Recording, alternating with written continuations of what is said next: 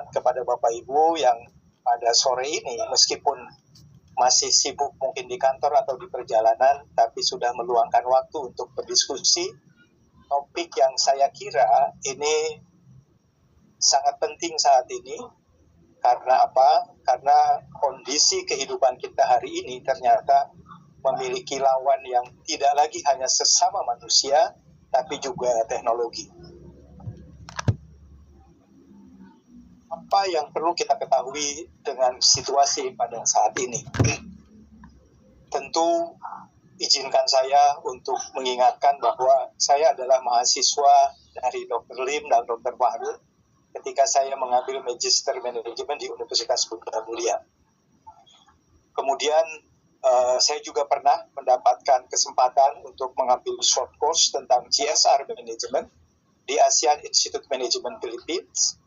Dan saya memulai berkarir di Bank Bali waktu itu, sekarang adalah Bank Permata, itu sebagai melalui jalur yang kita sebut waktu itu disebut dengan Basic Branch Operational Program, kerjasama antara Bali Inbank dengan AAYKPN. Sarjana saya ambil di FISIP Unpad, dan ketika dalam proses saya mengambil sarjana di FISIP Unpad, saya berhasil mendapatkan salah satu awardee sehingga berkesempatan untuk bisa kuliah di NUS, tapi ini non-degree. Saya kira itu sedikit latar belakang yang mudah-mudahan dengan saya bacakan latar belakang, saya punya confidence yang lebih baik untuk bisa berdiskusi kepada Bapak Ibu sekalian. Bapak Ibu yang saya hormati, hari ini, apalagi kalau kita katakanlah tidak alergi terhadap media sosial, itu tidak sedikit orang yang idenya banyak banget. Jadi setiap platform, setiap orang, setiap usia, setiap profesi selalu melahirkan ide. Persoalannya kemudian adalah bahwa ternyata dari mungkin ratusan atau ribuan ide yang berseliweran di media sosial kita, itu jarang yang tereksekusi.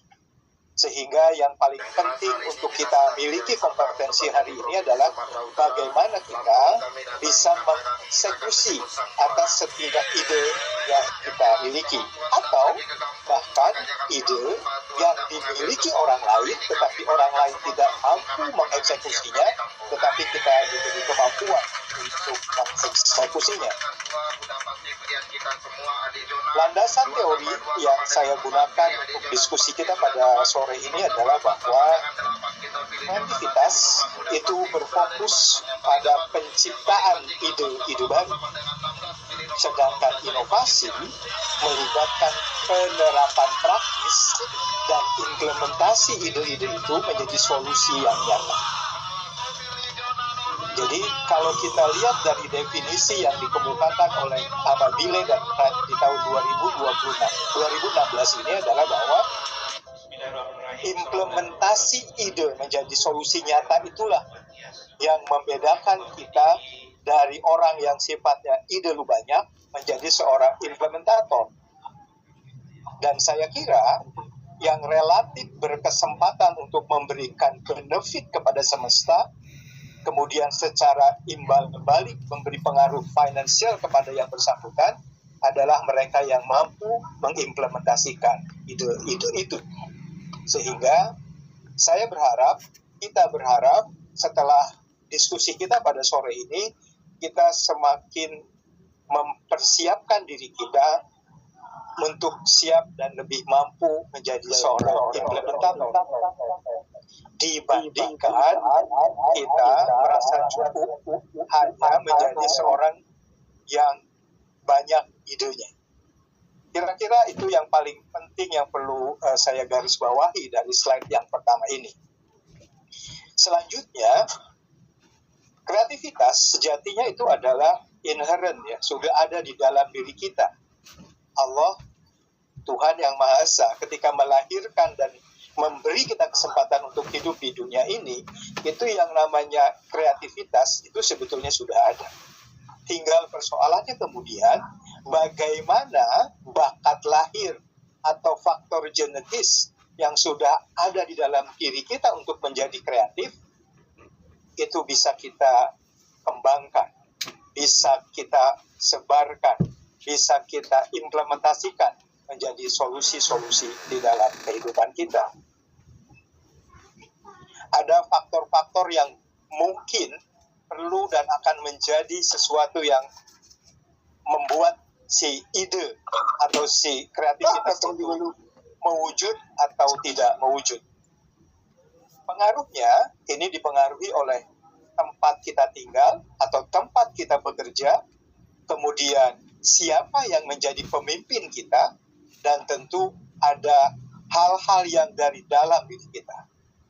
Jadi faktor-faktor yang mempengaruhi kreativitas dan inovasi itu memang secara teori itu tidak bisa tidak, pasti akan dipengaruhi oleh bagaimana budaya organisasi di tempat kita bekerja, bagaimana gaya kepemimpinan dari pemimpin kita, dan faktor-faktor motivasi yang ada di dalam diri kita sendiri. Teori ini dikemukakan oleh Mehraid et al. Di tahun 2023. Selanjutnya, kalau tadi ada dua kata, inovasi dan kreativitas, apa yang membedakan? Ternyata jelas, inovasi itu lebih kepada mengeksekusi kreativitas. Jadi, kita harus memiliki semacam pilihan dari dua kata ini. Kita mau menjadi orang yang kreatif atau menjadi orang yang inovatif. Kenapa? Karena sekali lagi tadi seperti yang saya bilang di awal bahwa ternyata yang lebih mendapatkan manfaat baik secara katakanlah aspek finansial, kemudian penghormatan atau respectness dari komunitas, atau mungkin apresiasi dari pemegang saham adalah mereka-mereka yang inovatif, bukan semata-mata mereka yang kreatif. Jadi ini poin yang memang harus kita pilih kalau kita ingin mendapatkan manfaat yang lebih banyak. Lebih baik kita bisa menjadi orang yang inovatif dibandingkan menjadi orang yang kreatif. Kenapa? Karena orang yang kreatif memang idenya banyak. Tetapi ketika dia tidak mampu merealisasikan atau mengimplementasikan ide yang dia keluarkan, yang ada akhirnya sering sekali ada istilah banyak omong lah, gitu kan? Tidak bisa dipegang omongannya, dan seterusnya, untuk kalimat-kalimat yang kadang-kadang tidak enak kita dengar. Sehingga mulai hari ini, mari kita upayakan agar kita menjadi orang yang inovatif. Kenapa? Karena ternyata inovasi itu adalah mengeksekusi kreativitas. Namun demikian, tentu kita pun tidak boleh meninggalkan kata atau orang-orang yang kreatif. Kenapa? Karena mereka adalah orang-orang yang memang dilahirkan mampu mengkonekkan ide-ide.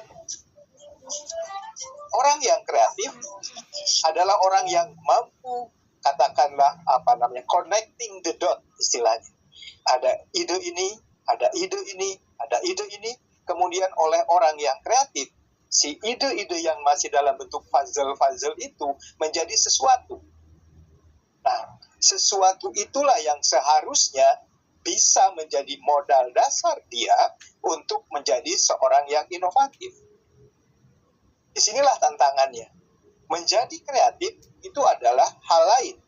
Dan itu adalah sebuah keunggulan. Itu adalah sebuah strong point dari seseorang. Dibandingkan dengan mereka yang sama sekali, katakanlah hidupnya tidak pernah memikirkan sesuatu, tidak pernah membayangkan sesuatu, tidak pernah memunculkan sesuatu, tidak pernah mencoba sesuatu. Sehingga secara kasat mata sangat mudah kita lihat, katakanlah dari gestur, dari gaya hidup, dari cara bicara, mereka yang termasuk orang yang kreatif dengan mereka yang tidak kreatif. Dalam dunia nyata, katakanlah kreativitas itu relatif menjadi domain orang-orang yang berprofesi menjadi seniman. Entah itu musisi, atau mungkin penari, pematung, dan seterusnya. Ketika kreativitas ini, katakanlah, menjadi sesuatu, barulah itu menjadi aset. Baik kepada mereka yang punya ide, bahkan keseringannya ide ini katakanlah diakuisisi, diambil, di take over, di carry over oleh mereka yang inovatif. Ini yang membuat katakanlah antara kreativitas dengan inovasi itu memang saling terhubung, tetapi kalau kita mau fokus mana yang lebih katakanlah punya value untuk bermanfaat bagi semesta, menjadi solusi bagi kehidupan masyarakat, tentu yang inovatif. Oh, nah dulu Pak Deddy, bukankah orang yang kreatif juga bisa menghasilkan uang? Betul. Sepanjang apa? Sepanjang kreativitasnya, ide-idenya pada hari ini itu harus dinaikin satu level dengan cara apa? Mendaftarkan kepada lembaga hak yang mengatur tentang properti, tentang copyright, dan seterusnya, dan seterusnya. Seseorang yang rajin menciptakan tetapi dia tidak mendaftarkan hak patennya, tentu dia akan tidak mendapatkan apa-apa. Ini poin penting dari mereka yang kreatif tetapi lupa untuk mendaftarkan kreativitasnya, lupa mendaftarkan hak patennya, akhirnya kebahagiaannya, self-esteem-nya itu berhenti sampai berhasil mengusulkan ide ini, ide itu, tapi tidak menjadi sesuatu yang bisa dikapitalisasi. Saya kira itu yang paling mendasar antara inovasi dengan kreatif, tentang inovasi dengan kreativitas. Jadi tolong ini bisa dibedakan. Kalau nanti suatu saat katakanlah Bapak Ibu yang sekarang sedang mencari tahu tentang S2 di Universitas Ciputra dan akhirnya memutuskan untuk kuliah S2 dan ada pertanyaan dari dosennya, apa bedanya antara inovasi dan kreativitas? Saya kira itu untuk dua hal yang perlu kita catat ya, antara inovasi dan kreativitas. Mari kita lanjutkan diskusi ini. Setelah kita tahu apa bedanya inovasi dan kreativitas, pertanyaannya kemudian, kenapa itu penting? Kenapa itu penting?